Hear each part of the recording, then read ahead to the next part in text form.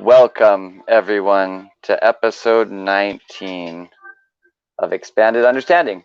Aaron may or may not even end up being here tonight.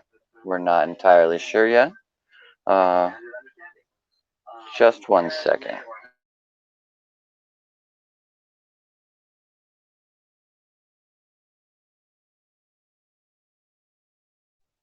All right, had some other devices turned on to the stream that were a little loud. My bad.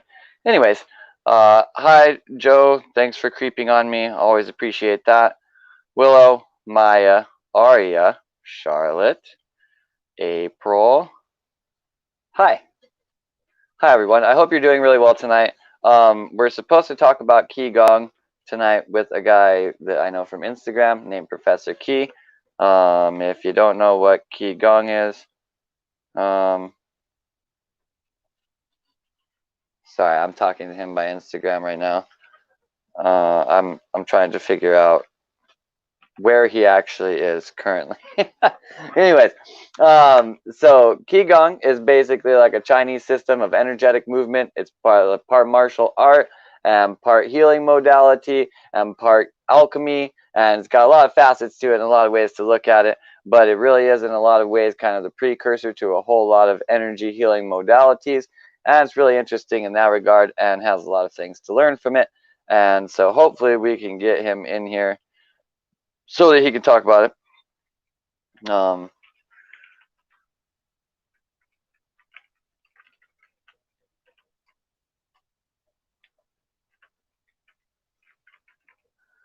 Trying to talk to him right now to get him on here, so bear with me real quick. Please let me know how you guys are all doing tonight. I really appreciate you being here.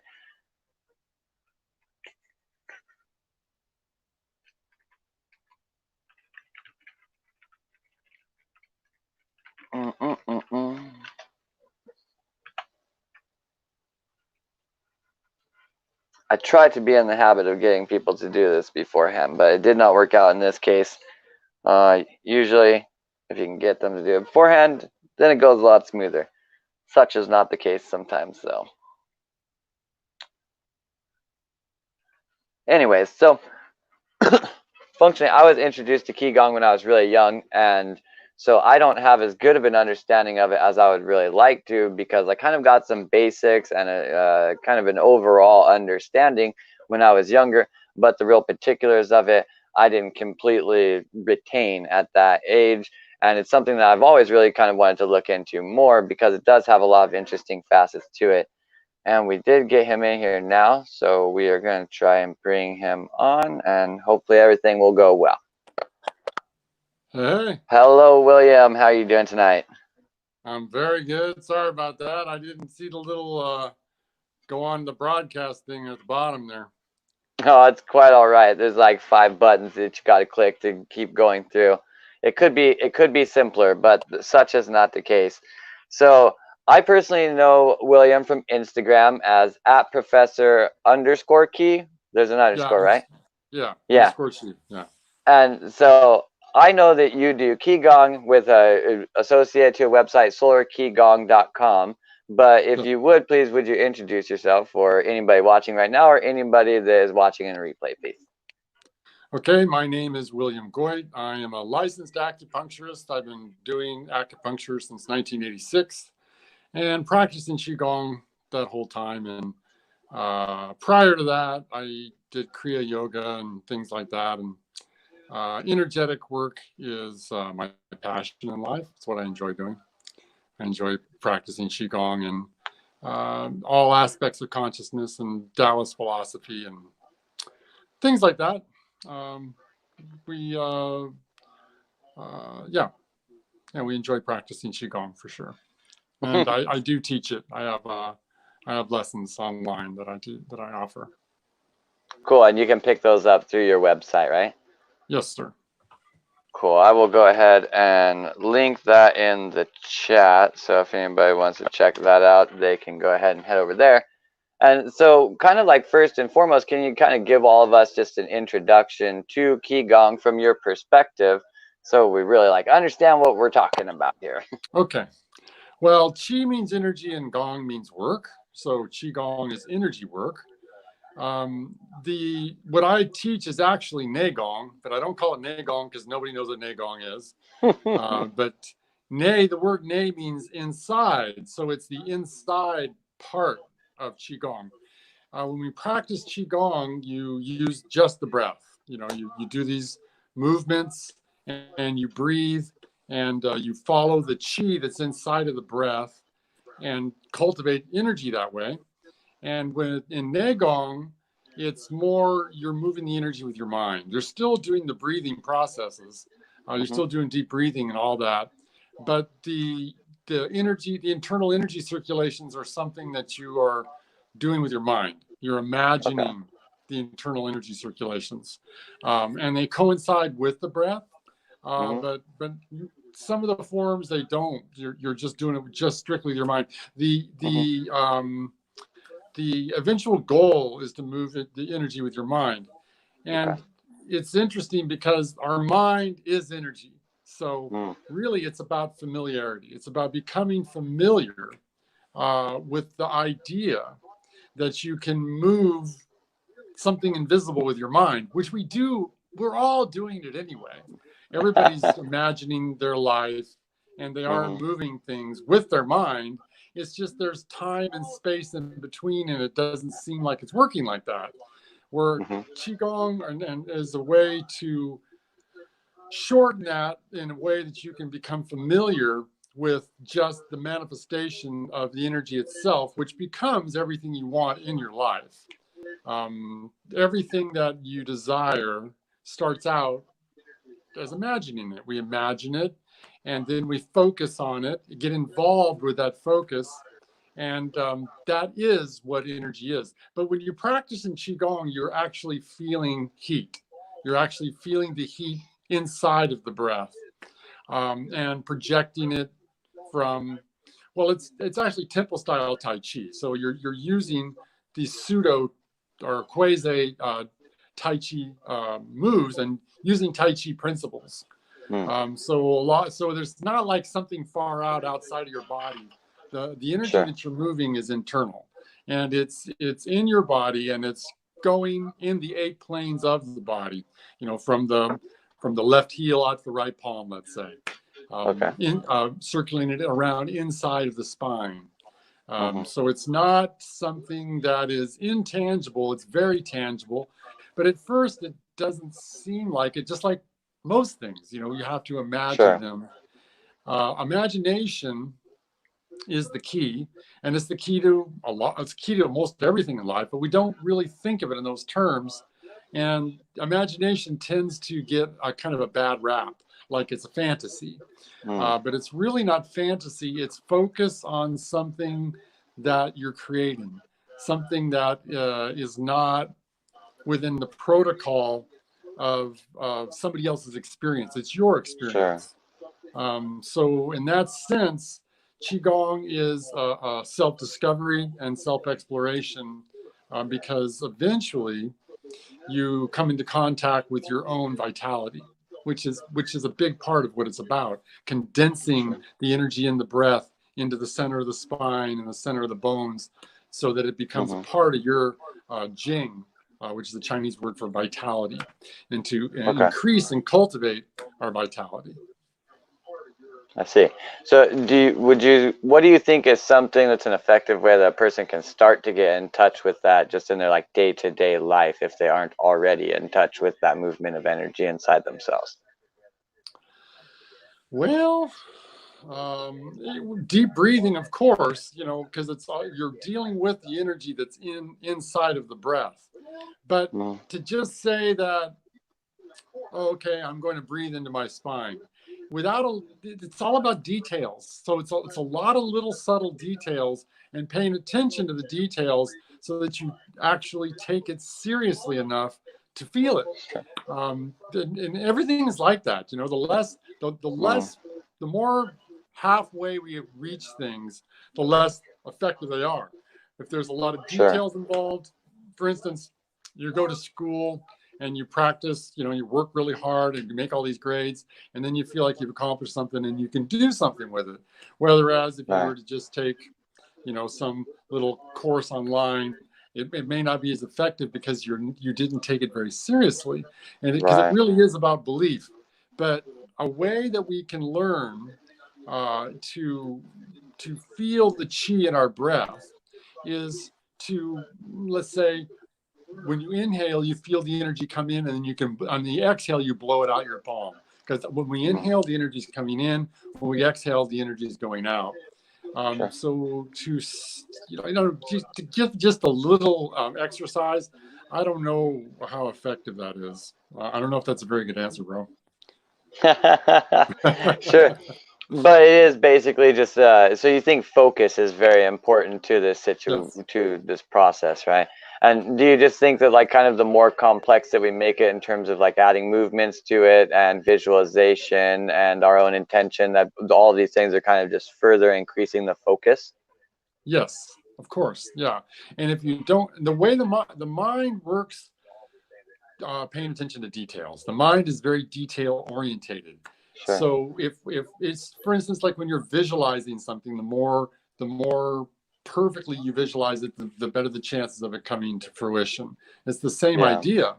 The more little details that are involved, the more your mind has to hang on to it. And the way that it works is that it's not like this idea like in meditation where you try to stop the mind, which is impossible. It's more like you get the mind completely involved. Hmm. You add more and more details, and then you speed those details up to the point where the mind can't kind of gives up. It really can't keep up. So then Sure. it becomes intention. It becomes Mm. intention, which is a little different than the clinging mind, because the clinging mind wants to say, "I'm doing it," but it's Right. but it but it, as a process, the mind has trouble with process because it's happening right now. Sure. The mind loves to have something that says, "I did it," or "I'm going to do it," but if it's happening right now, with the exception of mechanical things, you're walking, you're running, we're talking because we're so used to, I mean, like all the details involved in having a conversation, we just take it for Hmm. granted. But there's Right. tremendous amounts of details, and that's the difference between having an in-depth conversation and talking to a 2-year-old. You know, Right. Yeah. the, the Two more two details, has hopefully a 2-year-old has a few less details than whoever you're talking to on the standard if you're talking to really anybody when you're an adult. But yes, sometimes it's questionable sometimes though. Sometimes I they do agree with not. that. I agree with that. Sometimes they do not. Yeah. So what do you think like the role of discipline is with Qi Gong? How does that really help us? Is it something that helps like from a martial arts standpoint of doing it all the time? What does the repetition really get us out of that? Just Well, yeah, get you us more of the certainly, feeling? yeah, absolutely. It comes with practice, but practice and discipline's a funny thing, because if you're doing it out of a sense of I have to do it, it's certainly less Sure. fun than if you're enjoying doing it. But absolutely, repetition is everything. You can't expect to not. You got to practice at least 3 times a week to to to get something out of it. It doesn't take a Sure. long time though. It's not like martial arts where you have to practice for hours at a time. Practice Sure. takes maybe 20-30 minutes. Yeah. We like to do yoga and stretching and those kind of things as well, but Right. it's really what, like the word says, energy time. It's a time to just be with energy, Yeah. and instead of doing other things in that time, you're just paying attention to energy. And since everything is energy, it just makes a lot of sense to become familiar with energy. And Sure. in time, the energy becomes a high frequency energy Mm. as you get more familiar with it. And that's what everything is made of, is this quantum, very small pieces of reality are really high frequency energy. And the more Sure. we're involved with that raw energy, that quantum field of possibility, the better chance we have of being creative in our life instead of just following protocol and doing what everybody else does, and being told, doing what you're told, all those kind of things. So Sure. it's a kind of a discipline that leads to freedom. Hmm. Freedom in the sense that you can be free to understand or at least become familiar with your own energy, and then use that to get the things that you want in life. And I don't mean just things, but inspiration, Sure. enthusiasm, and excitement, because those are the three qualities that actually come from practice. When you practice, the thing you'll notice first off when you're practicing properly is you feel inspired. And then from that inspiration, you'll feel enthusiasm for life. And from that enthusiasm, there's a certain amount of excitement for life. Sure. Because without fresh energy in our life, it's just the past and the hope for the future, which is, it's not that, it's kind of hard to be inspired by the same old thing. And Right. we're been so programmed to think that it's things, Hmm. and the pursuit of things, the pursuit of people, places, and events. Sure. It's interesting what's going on right now, because as far as everyone being locked down, is that folks are starting to realize that, hey, there's not a lot of things to go do. Right. Yeah. So you're kind of bumping into yourself, and hopefully people are diving deep and finding some sort of internal reality, where everything starts. Everything does start from within Sure. us, and then from there it proceeds out through the five senses and becomes the physical world that we call reality. Yeah, so really like Qigong especially helps us kind of just spend some time with that energy to get more familiar with it. So in many ways it is kind of like an active meditation with a focus on Yes, being engaged with that energy. And you absolutely. really with also the spin of the idea that you're looking at overwhelming the mind rather than stopping the mind, which some people might find a lot easier. It Like, is. No, it's uh, very, it's set up for modern people, because in the past, quiet meditation used to be much easier than it is now, because there was so little going on. sure. You go to the temple, and it's way nicer than your little hut, and there's nothing Yeah. else to do, so you may as well just get deep into silence. Whereas silence is almost esoteric in the modern world. So I feel like moving meditations and active meditations are important. I mean, personally, I think deep silence and self inquiry is the ultimate. But you Mm, can't just start with that. It's very difficult sure. to start with that. I mean, I Right. suppose some people can, but it's best to have some sort of movement, mental, physical, and even emotional movement, so that you can have something to hang on to, and not hang on to the sense that, in the sense that, you're creating more delusion, or whatever you want to call it. But frankly, I think that, I don't know. Yogananda once said that you should always be doing something when you're meditating. And that Sure. was, that's a pretty good guru guy there. And there's something to that. But when you get to deep silence, you'll know when that's happening, and that's actually active. If you really are in deep silence, it's actually very active. It's active Sure. to pay attention to it. You're paying attention to it. That's an activity as well. That's a movement of the mind as well. It's just very still. There's no breath involved at that point. If the our breath and our mind are intimately connected. So when we're practicing qigong, you're doing a lot of deep breathing. You're decarbonizing the breath, because we really breathe because of the carbon in the blood. And then from there, it's easy to get to silence. And 5 minutes or even 3 minutes of deep silence is way better than 30 minutes of fighting with your mind. That's for sure. You know, in my opinion. I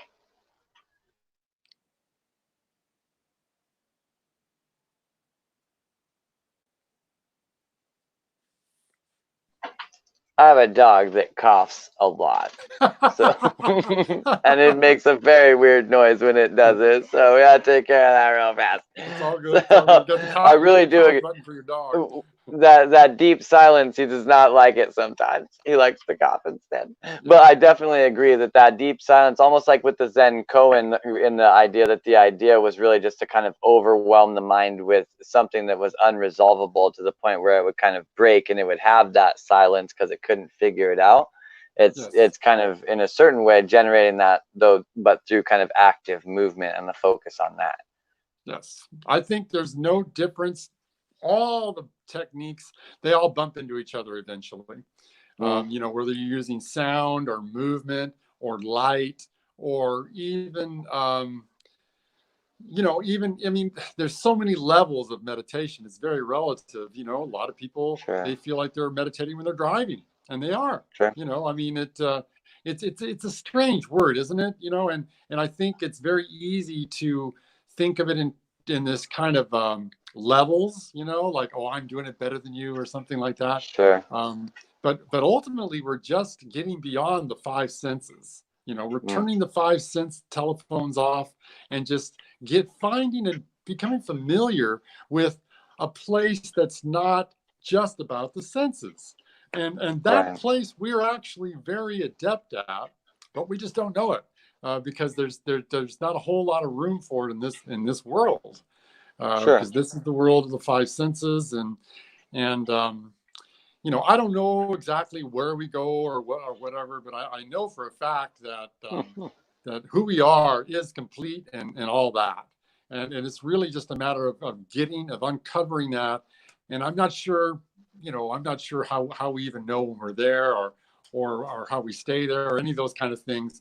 But I do know that the rest of this stuff, this five senses stuff, it's temporary, and it's passing. sure, It's going by just as fast as you're experiencing it, and there's no real continuity other than our memory, which is right, not bad, but they're well, maybe that is all there is to it. I don't know, and mm, that's fine too.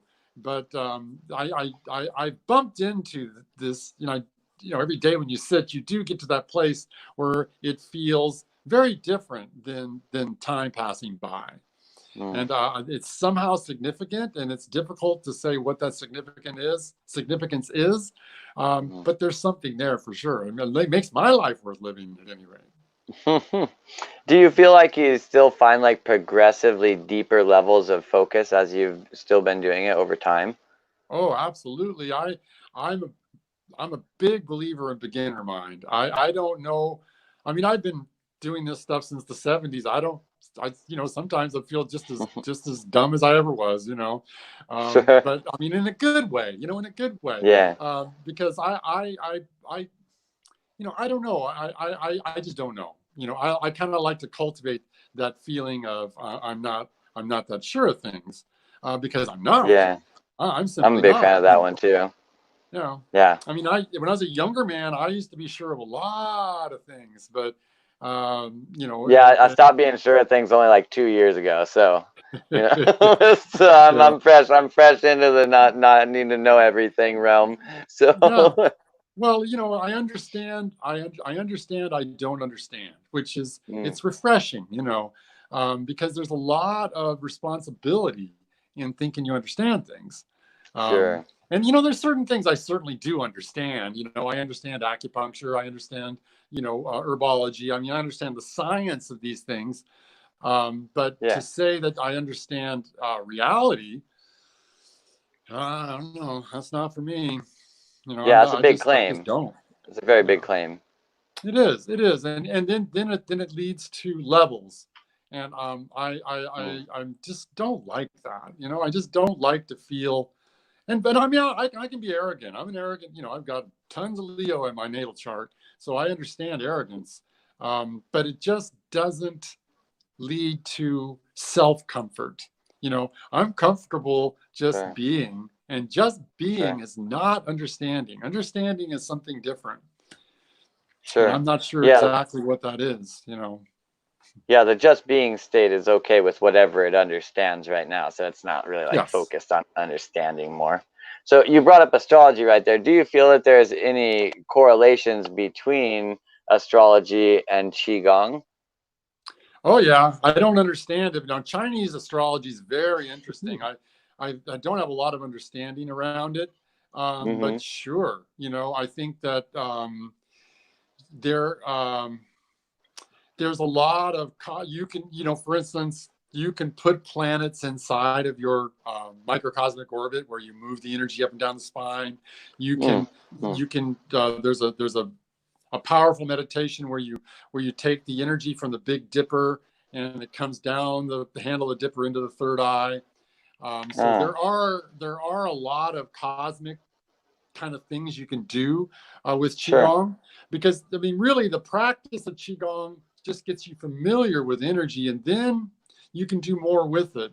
But as far as like for instance, the Scorpio moon that we just went through, sure, you can feel that energy, but right, does it? Yeah, I don't know. I don't know that much about astrology. I'm sure it does, in some sense. sure. But I don't not I'm not authoritative really around that. Yeah, it seems like that could be like a whole realm of discovery, especially since it's like, I mean, like I wouldn't even know where to start because I don't know Chinese astrology really at all. You know what I mean? Like I know a little Yeah, bit of like whatever you would call it, European or Draconic astrology, I think is what the right. name of it is. But still, you said that all of these things you feel like kind of come together at one place. Where do you really feel like that place is? That they're all just kind of focus techniques? Is that kind of the synthesis of where they come together? I would say yes, and well, there's just really light and sound. That's what our Hmm, whole reality is made of, is this sure. light and sound. So we're either because even like they have like this little device that makes um, the energy that comes out of your hand when you practice qigong, and it's actually an acoustic wave, and they Hmm, call it the psychic heat. You're developing it with your mind. So mm-hmm, what you're using is actually a sound, um, sure. and you can visualize it as a light.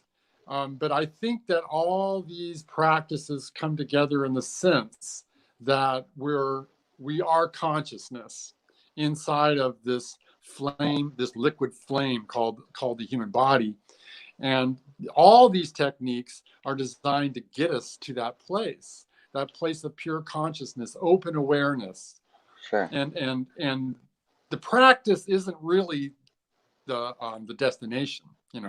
The practice ideally is just something to get you charged up to have the desire to get to that place where you're not just using the five senses, Mm, because that's our habit, that's our default mode.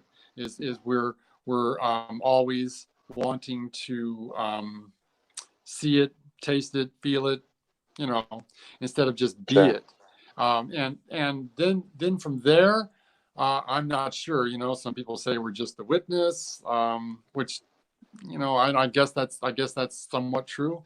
But I like the complete reality idea in Taoism, the complete reality school that says that we have this pure essence that we are, this consciousness, but we're here in Hmm, the body. So 50% of your endeavor is mundane.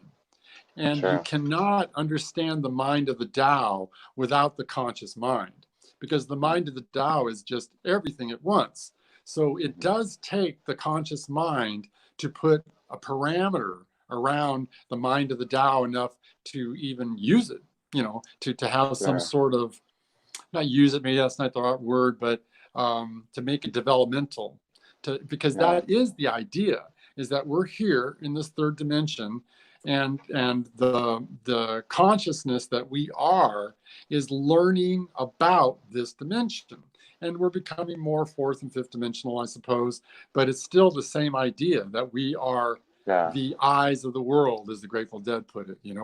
We are life looking at itself. We're life becoming itself. And Sure. it's a new version.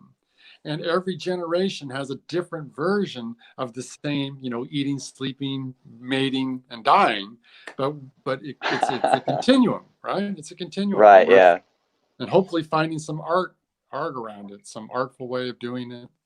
Some joy in it, some joy, right? Sure. So in a certain way, you kind of feel like all of these things are also just like some mechanism of getting joy out of being that thing right there. Yes, I would say so.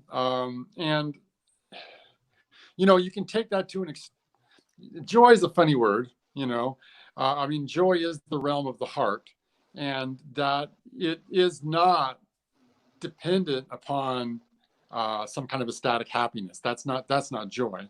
Joy Sure. is a is inspired enthusiasm, and it's an excitement for life. But it doesn't have to be, a vacation all the time. It can be Sure. washing the dishes.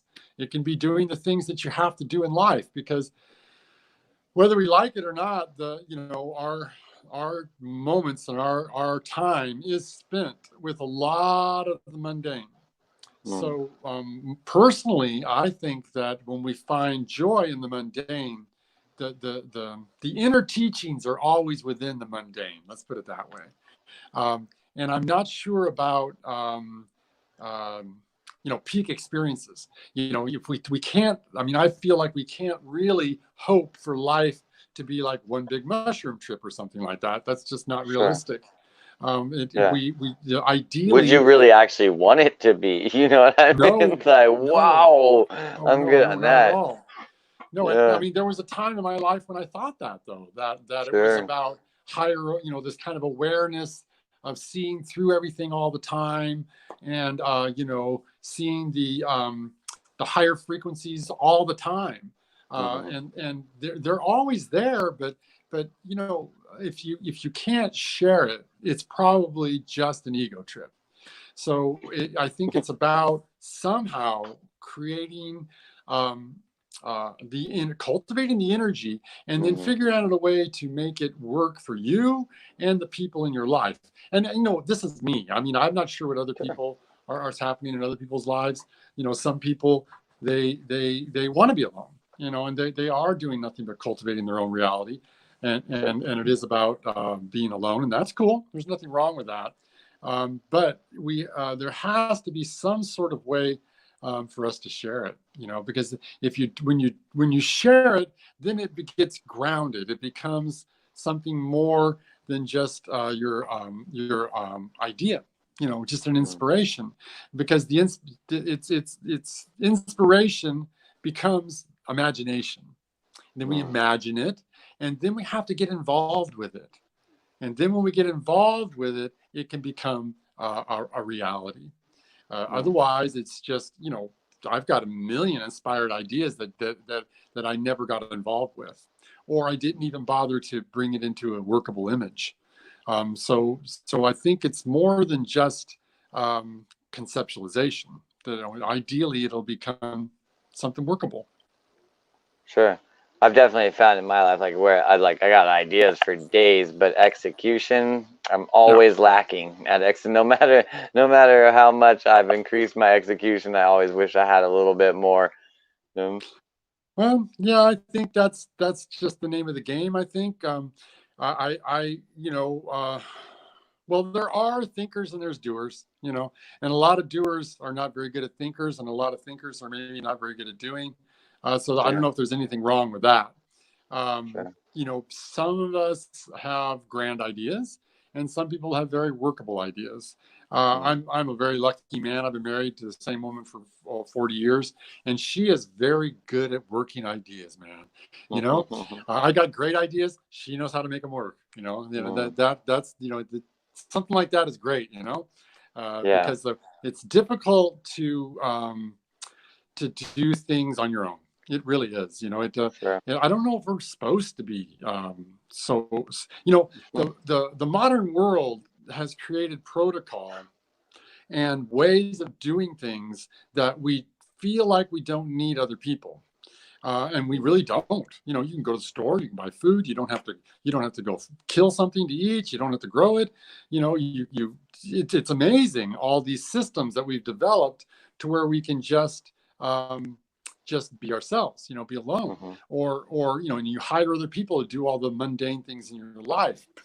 And I think that has created a tremendous amount of narcissism in the human ego that we're kind of dealing with it right now. It's being dealt with right Mm. now, and I'm not sure how it's going to work out, but you can see it starting to work in that direction where we're going to have to start working together. somehow. I mean, the key word there is somehow, because I'm not sure how it's going to work. Sure. Yeah, I think there's a lot of people maybe have a lot of ideas in that space, but is anything going to get executed? You know, Yes. I mean, you hear a lot of talk about people that maybe stand for a new way of doing things, but there's not a whole lot of actually doing new ways of doing things. Well, it's very interesting because I believe that our society is being reset. I believe that. I remember finding out about this stuff 10, 15 years ago, that there's going to be a huge change. And now it's starting to happen. But the problem is the powers that be, capital or whatever you want to call it. And I don't know how they just, hand it over. Yeah, seems How unlikely. do we, yeah, how do we do that? How does it happen? Sometimes I think, oh, gee, the Space Brothers are going to come and help us out, but that's wishful thinking. Yeah. Or whatever, perhaps, this whole concept that we're becoming fifth dimensional and we're going to have these instant manifestation and I love these ideas. They're Mm, fantastic ideas, but I just don't know how that works. And then you see now with this lockdown and the virus and all this stuff where folks mm, are becoming even more paranoid and fearful of each other, and you just got to wonder, well, how in the world is this going to work out? right. um, and you hope it's not just you know denigrating downward and downward and downward. Speaking of astrology, if you look at how things are happening astrologically right now with Pluto and Saturn and Uranus and Venus and all of them, sitting there in Capricorn, and it's a lot of configurations that were last here, like in 1932, you know. Mm, So it's yeah, kind of a heavy, heavy, heavy karma time type thing. right. And, I don't want to be negative because it doesn't do any good. But you do have to wonder how this is all going to work out. It's kind of, I'm not afraid personally, but it is, Sure. pretty terrifying, pretty challenging scenario for sure. Yeah, I think a lot of people are hoping that somebody else does something for them. I'm personally not really a firm believer that that's really the answer to go with. I think we should do something for ourselves for sure. Yes. But Yes. But again, there are things that, leadership is a funny thing. It really is. And we're having a huge vacuum of leadership right now. And I'm not a for big. I'm not. Politics is the last resort. It's basically a bunch of scoundrels. But the thing is that we are the power. We really are. Our consciousness is, and our ability to buy things and to eat and all those things, that really is the real. Our consumerism really is the power. And sure. so perhaps if things really change, perhaps the corporate world has very little hope other than to change with us, because they're already trying to kill the goose that lays the golden egg. Doesn't make any sense to me at all. Right. And perhaps things will, change organically in a way that'll be surprising in a good way. You know, I'm not sure what that is, but anything is possible. I mean, you couldn't have told me this was going to happen. Sure. There's no way, man. There's no way I would believe that everybody would willingly lock themselves up in their houses Right. and not go to work. Are you kidding me? Yeah, That's it's pretty happening. surprising. Pretty Yeah. surprising how easy it was to get everybody to stay home. Yeah. Very surprising. Other than the fact that that's what people really wanted to do.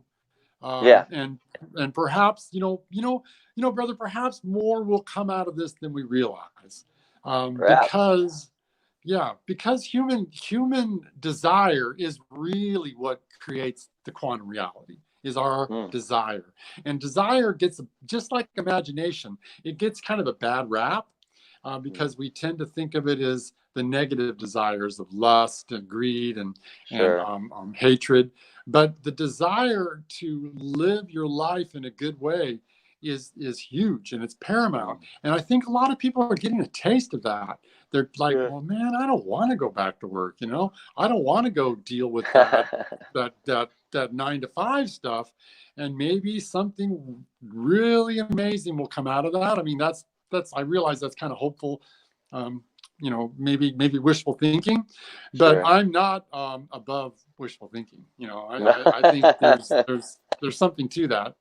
Sure. Because the well, it does work that way. Our the quantum world is waves of energy, and through our deservingness, not our desires so much, but what we think we deserve, it starts configuring itself into particles, and it becomes the world that we see. Mm. But that's where we all come together, because it's, my idea of reality is not just my idea of reality. I inherited Right. this from my ancestors. We inherit it from society at large, and we inherit it by what works and what doesn't work in our life. Right. So, so to think that things can magically change, they can. And Right. I've seen it in my own life, and I've seen a lot of other people that have been able to manifest things just through desire. But as a whole, as a people, that's where it gets tricky. Mm. And who knows? Again, like I was just saying, perhaps people really, really wanting another way of to live, perhaps it'll come into being. It's very, very possible, Sure. because I know this much. I'm sure of this. There's tremendous amounts of high frequency energy coming to the planet right now. There's no doubt about that, and it's manifesting like this conversation. Man, are you kidding me? We're staring into these little phones and having a conversation across space. I remember when I was a kid. I remember when cassettes were new, and 8 tracks, Yeah. and I mean, the all these things are manifestations of our Hmm. abilities, our telepathic abilities, our ability to move things across space, our Sure. ability for our mind to do the impossible. And Mm. so, I mean, and they're crutches at this point, but I'm sure of it. Maybe not in my lifetime, but that things will become more automatic, Sure. more from our mind, and more instantaneous. I'm Mm. sure of that.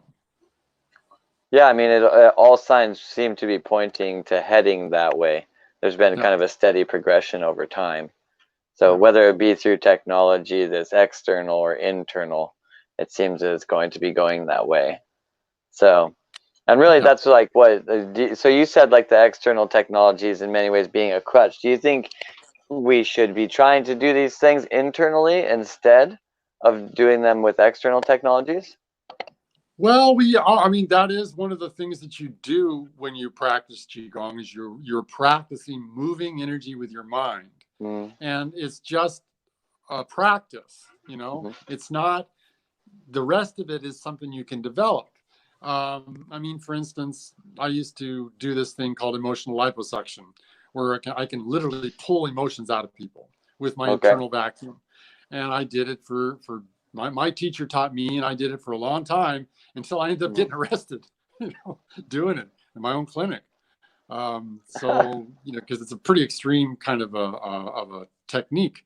Um, so I think that all kinds of things are possible. You can send healing energy across time and space. It's just a matter of focus. Sure. All of us can do that. We are capable of telekinesis and being able to communicate, being able to move things. And yeah, qigong is a way to practice becoming familiar with energy, and then through your creativity, perhaps you can start to develop those so-called extrasensory abilities. Mm. I don't think they're abnormal. I don't think they're abnormal at all. It's a matter of focus. Mm. In other words, if I were to want to send healing energy to you, I would have to become familiar with your vibration and concentrate on sending energy Right. to you, and eventually you would receive it. Now, how effective that is dependent upon a lot of things. And the weird thing about energy is it's dependent upon belief. But it's just like I was saying a minute ago about the quantum world. It's dependent upon belief and deservingness. What we Yeah. believe in is what we think we deserve. And what we deserve is what is served up by the universe. Sure. And and it sounds, it's so easy to say that, but you cannot convince people that don't want to be convinced of that, and don't even waste your time. Right. Yeah. But people that have experienced it, and the practicing acupuncture, the best patients are people that don't believe in it, that they think it's a bunch of garbage, and then they come in and they get something out of it, and then you start talking to them about it, and they go, "Oh, I get it. I get it. I get what you're saying." The worst patient is the people that think they understand energy and they're all spiritual and they have these incredibly high expectations out of the treatment. Yeah. Those Yeah. people are Yeah. almost impossible to reach. So Sure. there's our it doesn't take intellectualism or a lot of intelligence to manifest things. Mm. You see the people that are really good at manifesting things. Pretty women are really know how to manifest things. Shrewd business people, they Mm. understand Yeah. how to close a deal, and that's Sure. all about energetic. That's about reaching into the other person's mind. They Mm. don't call it that, but that's what they're doing. Mm-hmm. So there's I think one of the problems with energy work is that it's become spiritualized. It's Sure. like somehow there's this, only good people do it. But the Right. truth of the matter is, the people that are the best at energy work are usually the ruthless people, because Right. they got no qualms screwing people over. They have no problem taking things from you. Yeah. Whereas a lot of people that have a lot of virtue, sometimes they're a little too careful to cross the boundary energetically and affect their surroundings and affect other people. Yeah. I've seen that a lot. I would completely agree with that because I think people have a tendency to try and play the boundaries. So if they want to be good, they try to be like all the way good, even though like that's really actually impossible to be all the way good Yeah. or nearly impossible. But they try to. So if they're doing some kind of energy work, then like they even, I mean, they even go so far as they have to request to the person to open up space or whatever. When like Sure. in many ways you were talking about the belief thing, I've found in my own cases that in some situations it's better to not let them know that you're going to do any kind of energy work on them because you know that they won't believe that's going to work, but they do believe that they could get better.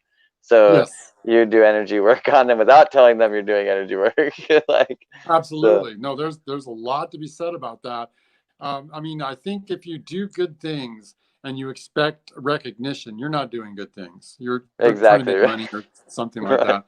There's a lot of things that we can do covertly, and I'm a big believer in that. I mean, um, I feel like if we want to change the world, we should send healing violet golden light to the evil people on the planet and to the evil entities that are inspiring them, because we can't fight them. They're stronger than we are. They're just like we were saying, they're way too ruthless and willing to hurt you.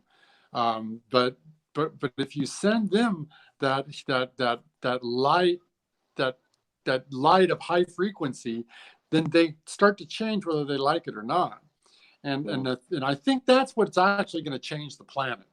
And I know how crazy that sounds, but if Sure. enough people are channeling high frequency energy, things will start to change. And Mm. you can see it like, well, you just look at the Great Enlightenment in the 300 years ago. And it Sure. started with just a handful of guys in America, man. There wasn't a whole lot of people that were thinking about those things. And then you look at things like, oh, I don't know, in the 60s, Joan Baez and Bob Dylan and just a handful of guys coming up with these groovy ideas, and it Mm-hmm. caught on. So we can't underestimate our covert intention. And if you make a big deal about it, you're kind of ridiculous. You're just looking Yeah. for attention. But we can project our good thoughts around the world as a prayer, and not a prayer like, I was raised Catholic, not that kind of praying. You know, the kind of praying that you allow those energies to come through you, and then you send them to everybody else, because that will change the whole quantum field. Is if it gets more charged, and that's why all this fear stuff is going on, because these handlers, or whatever you want to call them, these guys that are thinking they're running the planet, they understand that. They know that if we're in a state of fear, our energy will be low, and Sure. things won't charge up and change. It'll just remain the same stupid thing over and over and over, and we'll just be happy to go get our pork chops, you know, or whatever the hell, you know, and march off back to work. But if folks honestly feel that connection to the center of the galaxy, which is our birthright, and that feeling of life that can become part of your life, and you can send it out to everybody in a good way. And I don't mean in a way that you're looking for some kind of recognition. And it doesn't take a lot of time, you know, just a daily thing, you know, Sure. to think about everybody and to send out that love light to everybody. It may do more. I think it'll do more than writing your congressman anyway, or any kind of political action. I mean, I think just about anything would do more than writing your congressman at this point in time. Like, Exactly. you can do Yeah. anything. Like, flip a coin at your house and don't let anybody know about it. It probably does more than writing your Right. congressman. So, Exactly. is there a specific practice that you do that, like that's associated with specific movements or specific visualizations? You mentioned the color of light that you do all the time to kind of focus on specifically this. Do you, and kind of secondarily, do you think multiple people focusing on the exact same thing enhances the function of that thing's intention? Absolutely. I use a practice. It's part of Solar Qi Gong called Heaven and Earth Meditation, where you put the idea that you're looking at. Let's say, you know, sending violet golden light to the center of the planet and to the center of everybody on the planet. You put that feeling just below your navel, and then you put a giant tornado above you and another tornado below you, and you inhale and you bring those tornadoes together on top of those affirmations and visualizations, and then you exhale and blow them out the top of your head, and you impregnate the universe with those ideas. That is a very powerful way to get things that you want, and to do this kind of prayer, whatever you want to call it, because you're taking your own personal energy, you're visualizing what you're trying to send out, and then you're putting those two tornadoes together, and those are tornadoes of your intention, and that's charging it up with your frequency, and then you're impregnating the universe with that idea, because somehow the universe does listen to us. And I personally like to think of it in terms of Tonkashala, our grandfather, you know, something friendly, not something bigger than me that I can't understand. That being Sure. said, I do gaze into the sun every day and things like that, because that is the real father. But there's you know, there's the Tao, right? The Tao that is making the whole universe happening. But then there's the Te. The Te is our little bit of that power, is our little image of that power. And that's what we can work with. That's what the Tao Te Ching is. The Tao, the Te, and its power. So the Tao is happening everywhere, and we can link up with that, but we link up with it with our Te, our own personal image, because the body is an image of the entire galaxy. And we can play with that. It's a condensed version of it. So we can condense these ideas that we hope to have happen, and we can send them out into the bigger part of the whole galaxy, and they're received somehow. Now, it's not like you're going to get a receipt. You know, it's not like you're going to get a little pat on the back or something like Oh, that. wait, hold up. Like, I'm not able to film this and then, like, put it on TikTok or something? Like, it's Yeah, like, if I, I can't yeah, do well, that, I'm not really interested in this meditation. yeah. Well, you know, and again, perhaps TikTok and these films and all this has more power than we think. Sure. You know, Yeah, seriously. I mean, You if know, we I could mean, get people to just focus on the same visualization just because you got it to go viral on something, like, what is really the effect of that? yeah, I don't think we really yeah. know. It's really hard No, to even measure. Well, you can see it in the last 20 years, brother, just how much the world has changed. And it Sure. has changed because everybody's having input. Everybody's having their little 15 minutes of fame. Everybody is exploiting their ego. They're all looking at themselves on their phone and all this, and we are discovering ourselves. I mean, we may not be discovering the highest aspects of ourselves, but that's Mm-hmm. not how it works. It Mm-hmm. works. You start from where you're at. You don't go rushing to the end, right off the bat. It just doesn't work like that. So Sure. everybody becoming a little more self-aware is tremendously powerful for Yeah. our evolution as human beings. I firmly believe that. I definitely feel like more people are asking questions or like critically thinking about their reality than really ever Yeah, before, at least in my life. I agree with that 100%. And we cannot throw away the good and search for the perfect. And I Sure. think this is what's wrong with a lot of so-called spirituality, is that Mm. you get this big version of yourself and then you can't get there, and then you burn out, or Sure. you start blaming other people, or you start elevating yourself and saying, well, I got it but you don't, when the truth, the truth is, it is what it is, man. Right. It is what it is powerful medicine. It's like learning Right. how to ski. When you go to learn how to ski, if you tell the guy, I don't know what I'm doing, then he can teach you. But if you go there and say, oh Right. yeah, man, I know how to do all this, well, then he's not going to be Actually, able one of to the teach best skiers here, but I guess I'll take one of your lessons. you.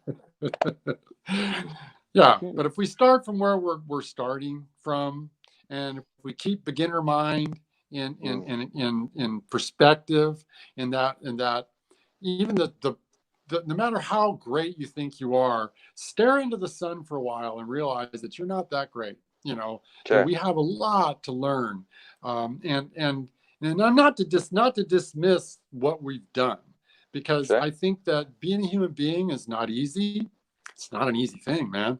No. And to be in this kind of darkness, and going to sleep every night and not being connected with the rest of the cosmos, we're kind of Hmm.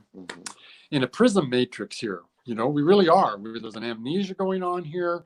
We're caught in a very heavy, slow moving time and space.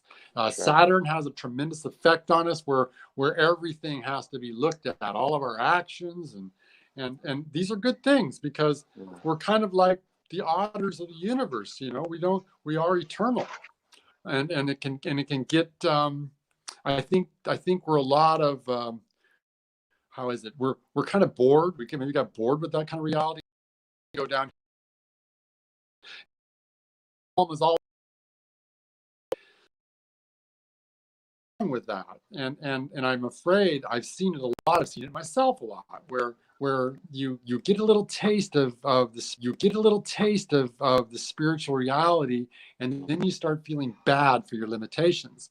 But our Sure. limitations are what are that's the good medicine. That is our medicine, for this 80-year period, or 100 years, or whatever it is that we're fortunate enough to be here. Yeah, I feel like whatever is kind of your upper limit is always, if you do want more growth, like it's such an obvious thing that you have to push through, but then you still always kind of have the question of when is enough enough? Like how many times do Yeah. you push through the upper limit before you go like, okay, like I'm a good person. I mean, like, do I have to continue to perfect myself in every possible way, or, you know? Yeah. Well, also it's a spiral, bro. It just seems like you learn something, and then you think you got it all together, and then it comes back around, Right. and then you're like learning it again, but it's a little different, a little finer. Sure. It's almost, I mean, I'm not sure if our original conditioning, because all these things we're talking about, we can't really get to them as long as we're completely immersed in our conditioning that we got Mm. from our parents and from society. So our Right. first responsibility is to get beyond our conditioning, but we can't transcend it completely. I think that's a big mistake, to think that you're going to completely transcend your conditioning. It's more like you befriend it. Sure. Those are your limitations, and they're going to come around again and again and again. You're going Mm. to kind of stumble on the same little stumbling blocks over and over and over. And it's very difficult to, and this is what money's all about, because you get enough money Mm. and then you can ignore all those limitations and move on to some sort of artificial reality that you've bought. But if we're living in our real realm and moving through our real time, let's say, then we'll probably bump into a lot of the same kind of silly things we did as a kid. Sure. And it'll be kind of embarrassing, like, oh my God, I can't believe I'm going through this again. Mm. Yeah. And maybe it's just me, but that's been my experience, and I see it in a lot of people. I see it in everybody, frankly, that Sure. that the pain that we involve ourselves in is usually not new. No. We've No, seen it I've before. I've I've done the same stupid thing to myself just like 100 times. Enough times that I know I'm gonna do it again, probably at this Right. point in time. Exactly. Yeah. I just kind of look out for it, try and deal with it quickly when it comes around again. Well, of course, and it's because those are the energies that make up this body. And to go back to astrology, this body, when we're born, there's a little snapshot, you know, and Hmm. that where the planets were then, that's our little natal chart, and those are our limitations. They are, and they're going to reoccur through time, and those planets are going to come back into different places, and it'll start to feel the same, Sure. and then depending upon our ability to adapt, we feel good about it or we don't. Mm. And it's really about adaptation. Mm. That's what, to me, that's what life is about. It's not about enlightenment. It's about adaptation. And then, enlightenment is a part of it. Yeah. But I don't know about that term enlightenment, because I mean, I guess some people get to that place where they're totally enlightened, and then that's, I don't know what, they got little devotees at their feet and stuff. But for the rest of us, I think, Is that it how you just is measure what. enlightenment, by whether or not you have devotees at your feet? I don't know, man. How do you do? How Right, I don't how do know. you? I mean, that's the Huh? question, right? Like, how Yeah, do you know whether someone's enlightened? right, right. And I do know the worst things, the biggest problems I've had in this life was paying too close attention to people I thought were enlightened. You know, Sure. you know, my Qi Gong teacher, man, he controlled me for years. Yeah. I thought he was all that, and then it's just one day I was like, damn, man, he's controlling my ass. I'm Yeah. sick of Sure. this. And that's why guys like Yogananda are so great, because they're not here anymore.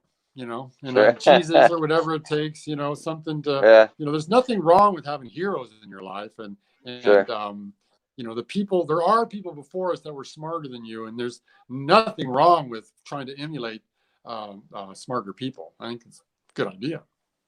Sure. Yeah. One helpful thing about the person being dead is that they can't like change their story now. That's what it is. It's what it is, Exactly. and you can just work Exactly. off of that. At least it's a solid foundation. Exactly.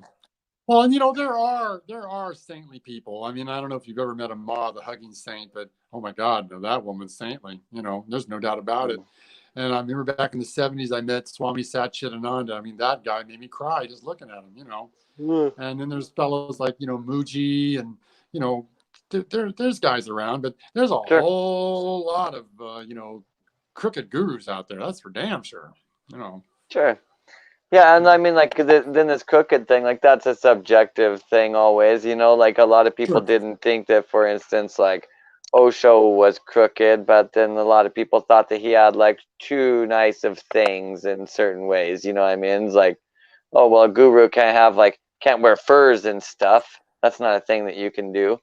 And, Well, Rajneesh is a very interesting guy. One of my best friends lived there in Oregon for almost for years, until it all broke apart.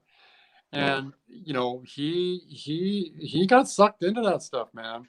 And I still know people that run around wearing orange and red, and they can't get over Osho or Rajneesh or whatever you want to call him. So he sure. he had tremendous amounts of magnetism, and you can't argue with his books. The guy's a genius, as far as Yeah. intellectualizing. um, but he definitely had people like all those guys. I mean, what would you do if you had people bowing to you and thinking you're great? It'd be hard to handle that, man. Yeah, It really would. definitely would. It's a Yeah, different life than I've experienced. yeah, yeah. I mean, In many ways, I hope it never happens. You no, know, God, no. That'd I be real prefer it just never difficult to. happens.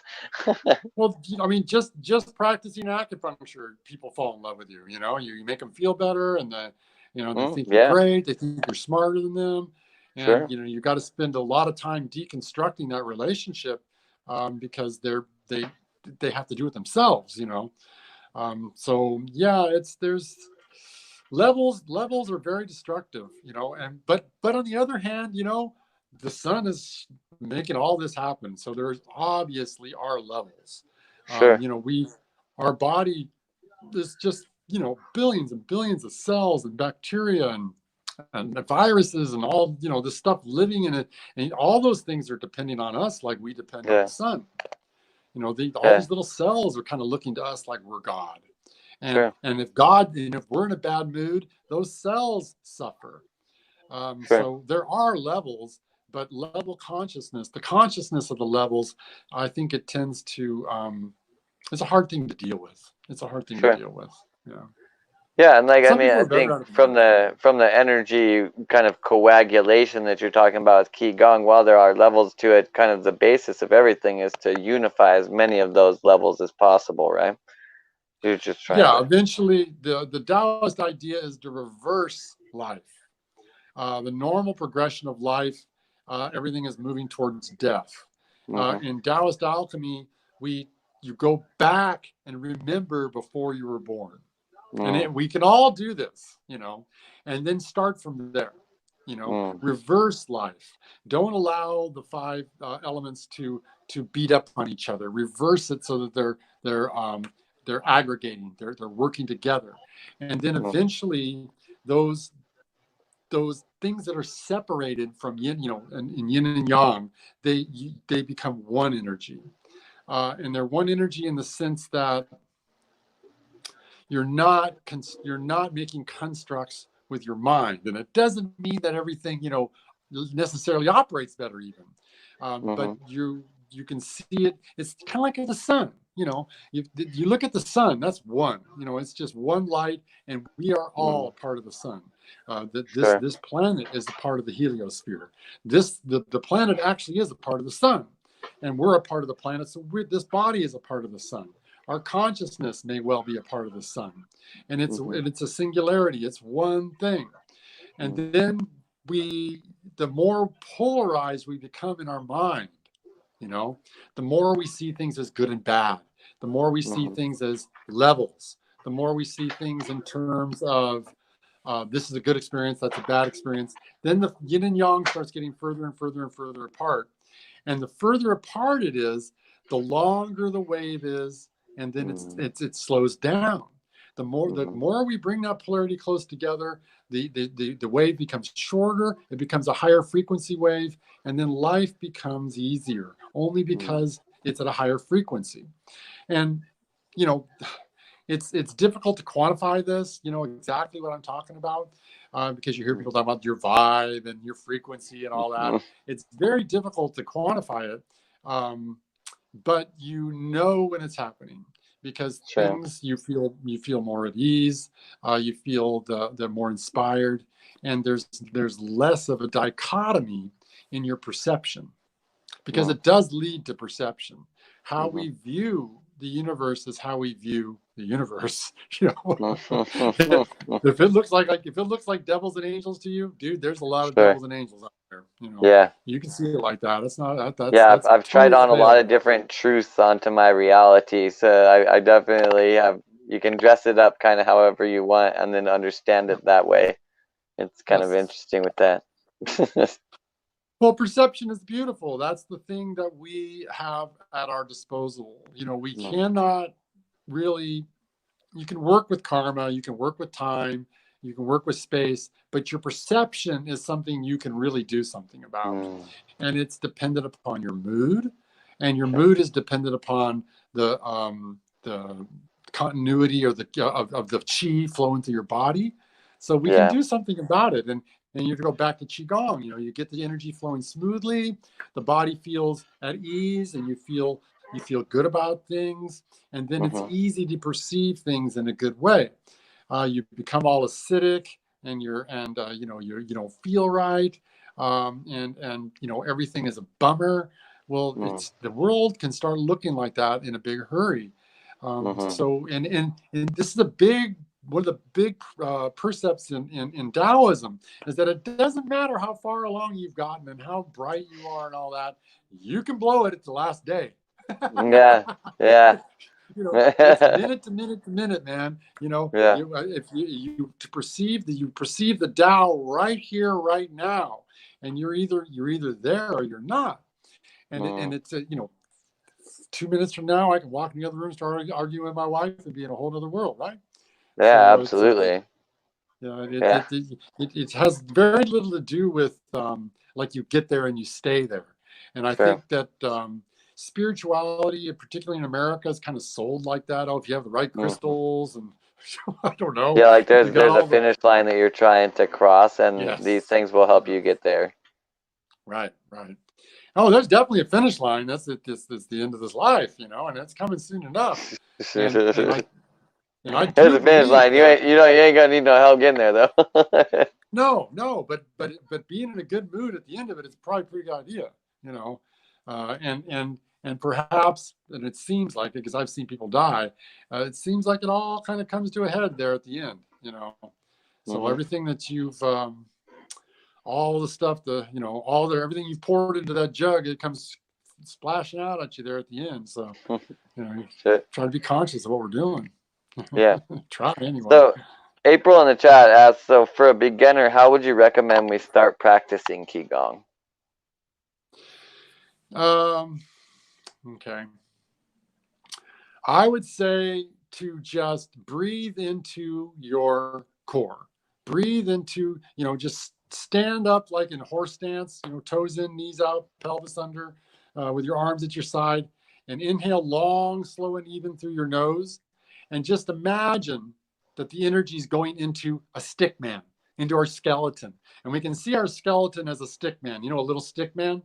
So it's center line of the arms, center line of the legs, center line of the torso. And Mm-hmm. we see the energy come in from all directions and it wraps around and goes inside of the spine and inside of the bones. That's how we can become truly centered because our center is the middle of the spine and the middle of the bones. And that's called condensing breathing. And condensing breathing is the cornerstone of Solar Qigong. Now, again, what I teach is very different than like the eight brocades, where they're lifting your arms up and it's a lot of movements, and it's Mm-hmm. just the movements. Mm-hmm. Again, what I'm teaching is more you're working with your mind. It's mind training. So Mm-hmm. just feel that energy coming into your core, feel it coming into your spine, into the center of your bones, and it wraps around the spine and the bones and condenses inward, and you can start to feel that. It's an incredibly centering feeling to condense your energy into the center of your bones and spine. Mm-hmm. I guess that's a good place to start. Sure.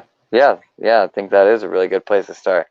So someone in the chat asked if it's okay to smoke weed when doing Qigong. What's your thought on like marijuana and effects with energy? Is there any effect? Yeah, I mean, I think marijuana is good medicine for people. I personally don't smoke it, but I mean, I certainly did. I have rather, but no, I don't think it's that good of an idea. I mean, it'll accentuate the feeling, yeah, Mm. but I don't know how necessary it is. I'm not going to say it's bad, but Sure.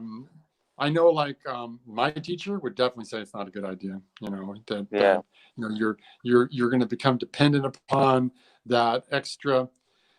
In Chinese medicine thinking, marijuana makes your po or your animal soul, you project it out of your body a little bit, and it's on a little tether, and that gives you that Okay. little bit of a psychic feeling, and Mm. that's a good thing. There's nothing wrong with that. But that's the addictive part of smoking marijuana is that you get that little feeling, that feeling that you're kind of outside of yourself. You're kind of a little heightened psychic awareness of other people, and that's what the Mm. high feeling is. But it does speed your Mm. heart up, you know. definitely Mm-hmm. speeds your heart up, and it will, you know, heat your lungs up and all those kind of things. And I'm not going to say that it's bad, but it's certainly not necessary. And again, Sure. marijuana is good medicine for some people, you know, and it is until it isn't. Sure. Well, on the idea of plants, are there any plants or like kind of diets that you feel are helpful with doing Qigong? Yeah, I think a vegetarian diet is really helpful. Not vegan so much. I mean, I've been a vegetarian most of my life, but Yeah. veganism is very difficult. You know, I do dairy products and eggs, Mm-hmm. and even fish sometimes, because I think that protein is super important. It really is, and it's you know, I think if we're gonna eat animals, we just need better you know, better animal husbandry. Mm-hmm. And I personally am vegetarian for health, not because I don't want to kill animals. I was Sure. raised I was raised killing animals and stuff. I wouldn't hesitate. But I think a vegetarian diet's super important because it's lighter. You know, it raises your vibration. When you eat meat, Mm. it's very heavy. And but you know, some people need to eat meat. There's nothing wrong with that. But I would Yeah. definitely think that you know, a vegetarian diet is super helpful. Um, and again, deep breathing is really what it's all about. You know, Mm. we should all strive to breathe deeply. And qigong is just a way to breathe deep with a direction. You know, you learn to breathe with a Sure. direction. Mm. So it's a little more scientific than just a bunch of breathing. Yeah, but so at like the lowest level, we could say that like if you wanted to practice Qigong as an ultimate beginner, just like consciously breathe deep. Yes. Breathe through the nose, tongue, with your, perhaps with your tongue on the roof of the mouth, and breathe down. You know, breathe long, slow, and even down into the just below your navel. You know, Mm. you can feel that energy going downward. Sure. We don't want the energy to be going up. Mm. That's all the stances are designed to, because the energy will naturally, you know, yang energy naturally rises upward. So we want Okay. to have things go down as much as possible to keep us grounded. And having your feet flat on the ground is super important. Okay. Um, and you know, slow movements, you know, where you're really, qigong and tai chi is really about having all your weight on your right foot and then shifting over and having all your weight on your left foot. Mm. So, you know, just if you just shift back and forth while you're breathing, you know, perhaps Mm. breathe deep into the into the spine and the bone marrow. Mm. Those things are super important. And and Mm. and in solar qigong, we do a lot of breathing into the palms and forearms and breathing out the Mm-hmm. fingertips and things like that. Another great practice that's good for beginners is where you stand like you're hugging a tree. You know, you Mm-hmm. stand with your legs like maybe shoulder width, and your arms. I'm too close to this camera, but your arms are, you know, in front of you like you're hugging a tree. Mm-hmm. And on the inhale, the energy goes around and around inside that circle clockwise. And on the Mm. exhale, the energy goes around and around counterclockwise. So you can stand there in that Tai Chi stance and you know, very slowly Mm. breathe. On the inhale, the energy goes around and around clockwise. And on the exhale, the energy goes around and around and around and around counterclockwise. Mm. That's a wonderful qigong meditation that Yeah, I just did that will for like help two train. breaths and it felt like very relaxing. Like right away, it felt super Yeah, relaxing. yeah, yeah. You know, long, slow, even breathing is very different than a lot of pranayama. You know, Mm. lot of people are breathing real hard. You know, Yeah, and they're trying to get doing as this. much in there as much as, yeah, Sounds like and they're doing the they're mob trying to, sometimes and stuff. well, they're trying to get an altered state of consciousness. You know, Hmm. they're trying to kind of go to that rebirthing stuff, which is fine. You know, all those things are good, but long, slow, even breathing will change your mind. Mm. It will help you become still. It will, you can, it's like you're breathing like you're hiding in a closet. You know, it's very long, slow, and even and quiet, you know, and Hmm. everything just breathing through the nose, no mouth breathing, and Mm. breathing downward into the expanded throat, you know, and that kind of breathing will balance the chi in your body. That's really Mm. essentially what it does. Whereas a lot of like Kundalini yoga, they do a lot of real heavy breathing. And that's Mm. cool. You know, it's a lot of fun. I've done a lot of Kundalini yoga. It's a lot of fun. But that kind of energy is kind of chaotic. And you Sure. see a lot of those guys, they're kind of fierce, you know, and kind of Sure. make this real fierce energy. Sure. Whereas, you know, ideally we want to be shun or relaxed, you know. A Mm. shun is the Chinese idea, and it's a Tai Chi principle, is to be relaxed and to allow things to just, you know, kind of this non-doing. Just allow things to Mm. happen, you know. And it's not easy to do. It takes a certain amount of practice. But if Mm-hmm. we get into that place where our energy is flowing smoothly, it's much easier to be relaxed. It's much easier to step back behind yourself and realize you're seeing through your eyes and you're right here in this moment instead of rushing ahead of yourself or falling behind yourself, and Mm. be right here, right now, striving forward from your heart. You know, because Mm. in that place, it's comfortable, man, regardless of what's going on in your life. If you Sure. can be relaxed and strive forward from your heart and realize that, hey, man, I'm right here in this moment, then Mm. things are, you know, things are going to be at least pleasurable. And that's all we can Sure. really ask out of life. And I'm not saying we shouldn't have things, because, you know, it's hard to be you know, awake and ready if you're poor. It's hard to think Mm. about practicing qigong when you're wondering how the hell am I going to get enough money for the rent and things like Yeah. that. So, you know, our first responsibility is certainly manifestation, and we cannot hope to escape the mundane world. I think Mm. that's a big mistake. You know, that's our Yeah. first responsibility is to take care of ourselves. Mm-hmm. It's important. But also just to realize that, like, with a whole bunch of material things, if you're not happy with what you have, you're never going to be happy, no matter how Of much you course not. have. No, absolutely not. That's the reason why, if we can get in touch with our energy, then we can start to realize that everything is energy. Mm-hmm. And so if you develop because the chi wants to have a relationship with you. It really Mm. does. It's life. And we are life, and it wants a relationship with us. And we are the ones that are stuck in our head. We are the ones that have a narcissistic attitude about life and how come I'm not getting everything I want. And we Mm. don't really reach out to nature itself, to our body, which is a Mm. part of nature, you know, and just get in the body. If you're actually in the body, it's nice. It's when we Mm. try to escape the body, when we try to adorn the body beyond our capability, when we try to, you know, have so much adornment in our life, all these things, and I'm not going to be happy unless I Mm. have this. Well, you're just setting yourself up to be miserable. Sure. Yeah, Yeah, the more stipulations we put on holding some kind of identity, like our happiness, really, it just really like pushes it farther and farther away, I find. absolutely. You know, and you are who you are.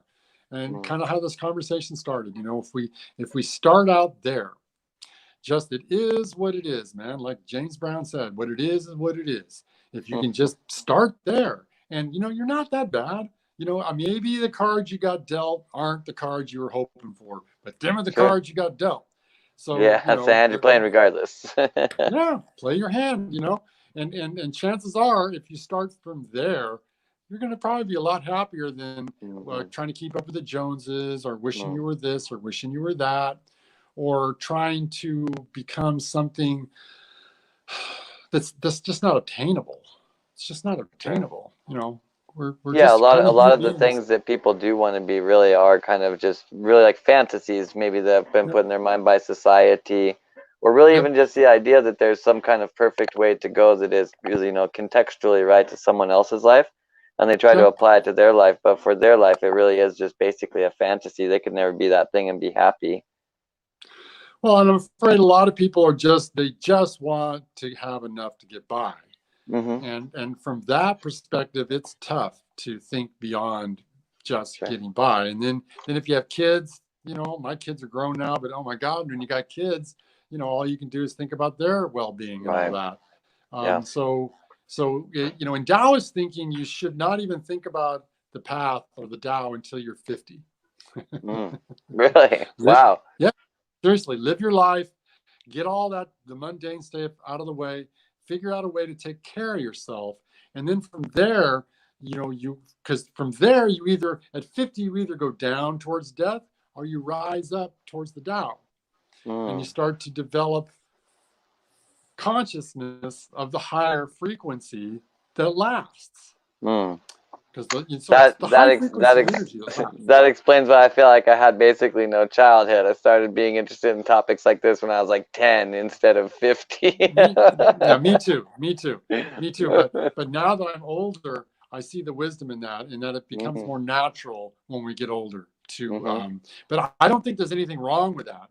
Some of us are born philosophers or whatever, or mystics or whatever you want to call it, and that's good. That's a good thing. I was just interested in it at that point in time already, so like I think it was the right thing to do because of that. Yeah, no, I think that's fantastic. That's my bent as well. But for the masses of people, I think that it happens naturally when we get older that you start thinking about death. You start thinking about, hey man, this shit, I got 20 good years left.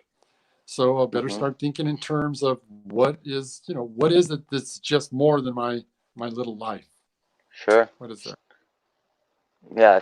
Oh. Janley is saying, "Oh man, William, you are awesome. Thank you so much for being here and sharing with us your wealth of knowledge." I think that what you say about with the Tao and 50 years old, for especially a lot of people in here and probably myself as well, like we kind of like take the figuring out of ourselves, I think, really seriously, and most of us are under that age, and so it's like in that concept, really, like we should probably just be like taking it easy right now and not really worrying about it too much, at least. Well, yes and no. I mean, that's a Chinese idea. Okay. Sure. So the Chinese are very much into taking care of your parents and society and all that. And, Taoism is very political. In many ways, Taoism was kind of like the social security system in China. It gave something old people to go do. Taoist practices. So I mean, I wouldn't take that. That's just an idea. And I love about Taoism is it's not really a religion.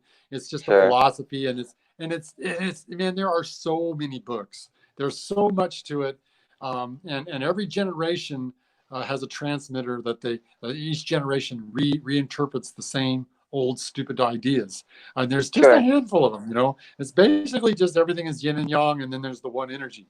It's really that simple. Yeah, I mean, the Tao function just means like the way, right? It means the way, and the way is just it's like the idea of singularity. There's that we live in a world of polarity, but it's built. It's riding on a very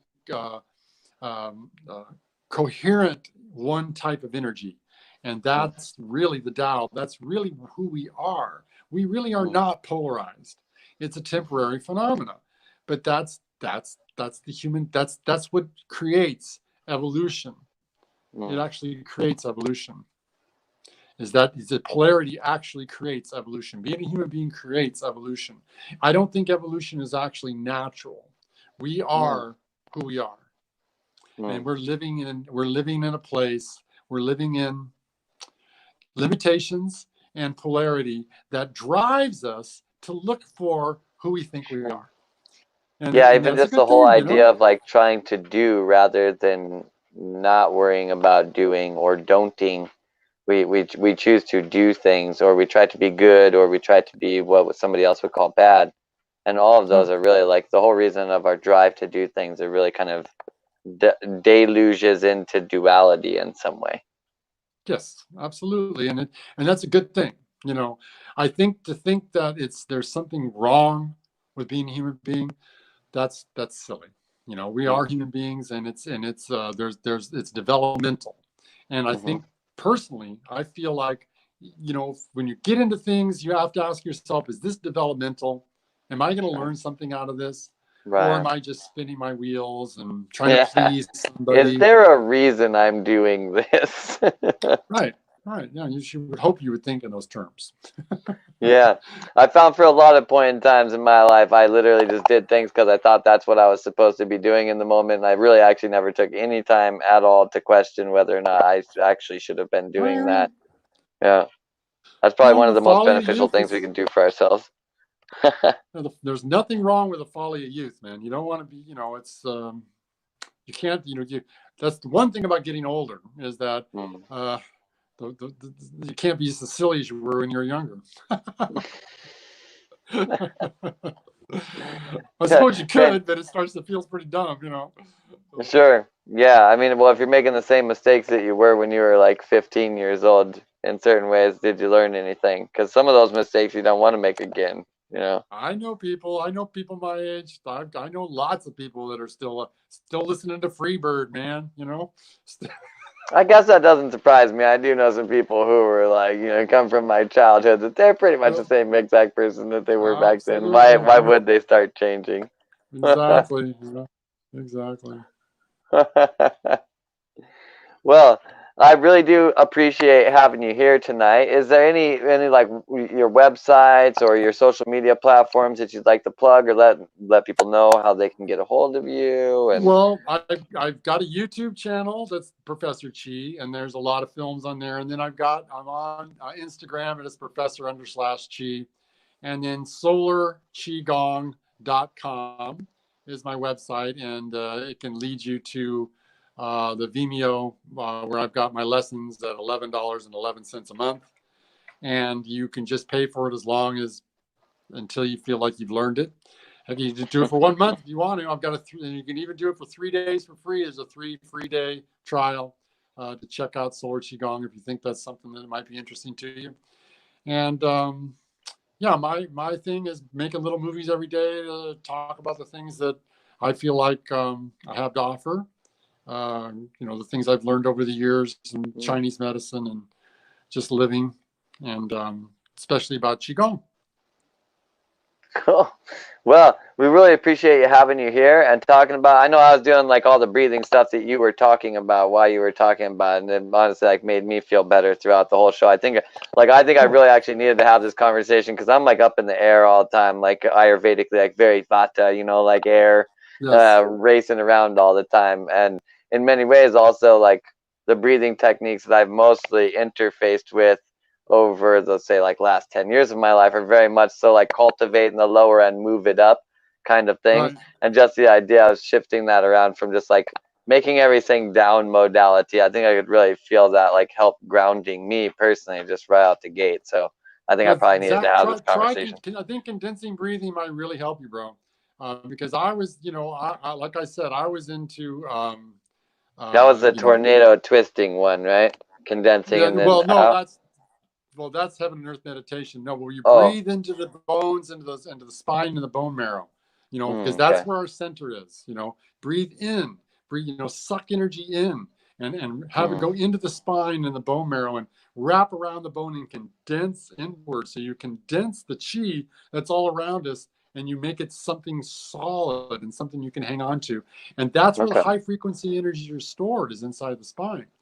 So if Mm, we can breathe into there, we can learn to identify with that high frequency energy and become familiar with it and increase it and cultivate it.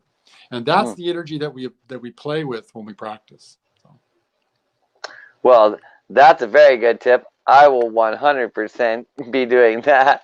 We hope very that good. I would like to have you back at some point in time so I could ask you like more advanced questions after I've been Okay. doing things, and also like I know that my co-host was not here tonight. He very much so wanted to ask you some things about this too. So hopefully we could have you back at another time and Absolutely.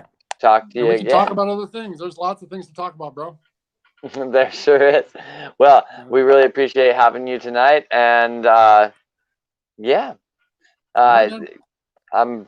Everybody that's been here tonight, we really appreciate having you. I am going to cut the live stream now. If you do have any questions that you want to forward to him, you can either ask them in the comments below this, and we'll make sure that you get him, or they get to him, or I put his website and his Instagram name in the chat, so you can click on there. And yeah, I hope you have a very good night. And You too. everybody here, hope you have a very good night. And we will see you again tomorrow. Very good. Thank you, Zach.